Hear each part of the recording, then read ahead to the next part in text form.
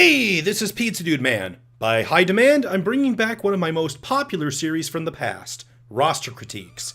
These are videos in which I look at the fan-made rosters of you, the viewers, and give my opinions on them. For me, it's a fun way to share ideas that are not my own and talk about characters I wouldn't have considered. That said, I want to lay down 3 new guidelines for this revival. 1. When you send me a roster for a roster critique, keep in mind that you are giving me permission to upload your work and criticize it. I try to be polite, but I am also going to be honest. These are my opinions, and I can't speak on the behalf of perspectives that are not my own. That said, we'll probably run into this problem less often because we already know all veterans are returning, so don't forget any of them on your roster.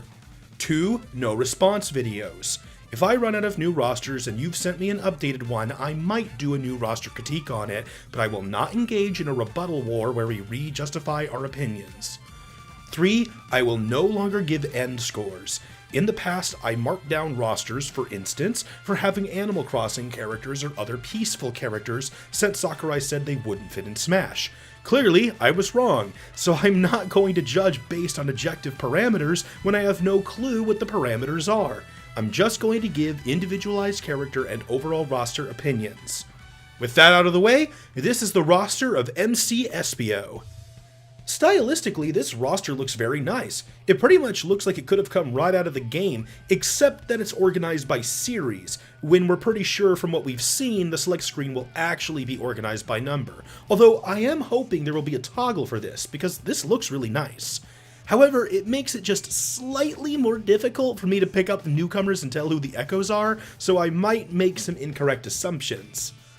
This roster adds 4 newcomers we haven't seen for a total of 8 newcomers, which I think is a very reasonable number, more reasonable than the roster I myself uploaded.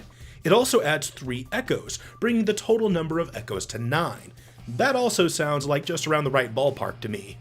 The new echoes are Dixie, Shadow, and Ken. I've talked about Shadow and Ken a bit, but they've become very anticipated echoes, which makes absolute sense to me. Both debuted in their own series in a way we would probably describe in current Smash terms as echoes, although they've gained their own abilities as they've developed. That said, Chrom changed our perception on what an echo could be, since he actually does have moves that are different from his base, which brings me to Dixie Kong. In a previous video, I said I wouldn't want Dixie to be an echo because I would want her to at least have a unique recovery special, which is exactly how Chrom works. Now I could actually see Dixie as an echo if they gave her this treatment.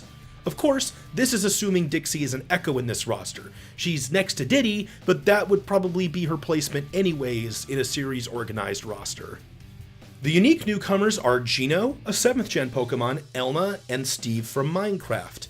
I think Geno is a very good choice. With newcomers like Ridley and King K. Rool, many people believe the roster is emphasizing fan-favorite character choices, and based on interviews and polls, not only is Geno another longtime Smash fan favorite, he very well may be a personal fan favorite for Sakurai himself. I agree with Mr. Sakurai, Geno would be a really fun character with all his weapons and spells. I also agree that a 7th gen Pokemon is very likely. It follows what we've come to expect in Super Smash Bros., and it would almost match what we saw when Greninja was added to Smash 4. Plus, there are some very strong rumors in favor of it. That said, I wish this roster made a choice. The Pokemon are all there, and not making a selection means I don't have an actual character to talk about, so it feels more like an obligation than a desired character, and it takes away from the roster's aesthetic. Personally, I love the addition of Elma. Xenoblade Chronicles X was by far one of my favorite Wii U games, and I placed Elma, who is basically the game's secondary protagonist, as my 3rd most wanted newcomer behind K. Rool and Simon, who have been confirmed. She brings a unique moveset to the table with a combination dual sword, dual gun fighting style, plus many special abilities to work with using the battle arts she can learn. I think the Xenoblade series is starting to establish itself within Nintendo, so with the acquisition of Monolith Soft, I hope that as the series grows, the Smash team will add its changing cast of good new characters into Super Smash Bros., like with Fire Emblem and Pokemon, especially since Xenoblade Chronicles X ends on a cliffhanger and the developers have strongly implied a continuation. Some people argue that she shouldn't be a priority because she's not a fan favorite like Ridley or K. Rool, but for these reasons, I strongly disagree. Other people say Rex and Pyra take priority.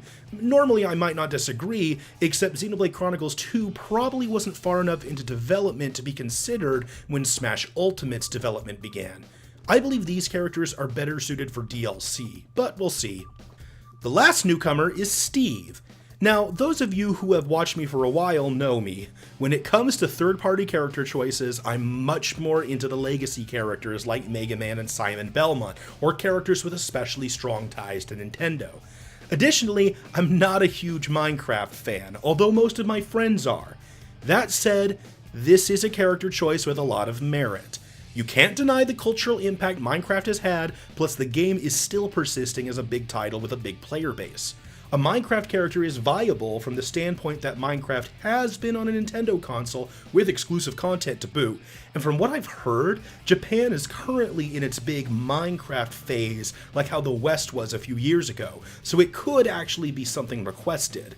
Steve himself is a character with plenty of moveset potential. I've talked about creative characters like before, like Maxwell from Scribblenauts, but in this case, you'd have a character with the ability to change the terrain around them by building. That's an idea that could make for an incredibly unique newcomer. Again though, everyone's gonna have their biases. I would much rather see a legacy or fan favorite character here, but I'm positive someone would say the exact same thing to me about Elma.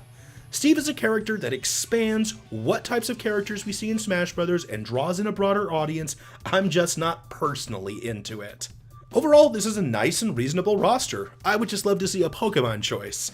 Thank you, EmceeEspio, for showing us your roster, and thanks to all of you for watching. If you want me to critique your roster, leave a link in the comments to a picture or video and I'll try to get to it. I can't make promises, and I don't know how long I'll do this series, but I'll try to do as many as I can. If you include DLC characters, try to label them as such. Bye for now!